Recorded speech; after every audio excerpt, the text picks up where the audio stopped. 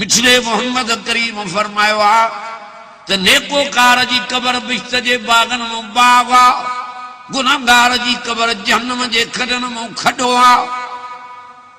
ॾाढी कबर ॾुखी थींदी उन गुनाहगार जी, छो त कबर में नांग भी हन, कबर में विछूं भी हन, कबर में किवलियूं भी थी, माकोड़ा भी थी, कबर जी भीड़ भी थी, जो हीअं ॿई पासरूं पासरनि में मिली वेंदियूं, जीअं मुंडरा मुंडनि में मिली वेंदा आहिनि। ॾाढी कबर ॾुखी थी। हाँ जी हीअ कबर खे कुशादो बणाइणो थी, कबर तुंहिंजी अख ॾेग ताईं कुशादी थी वञे,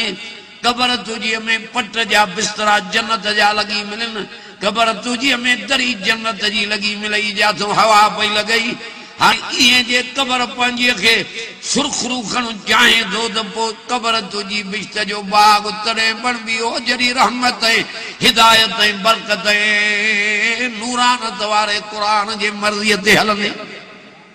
तॾहिं तुंहिंजी कबर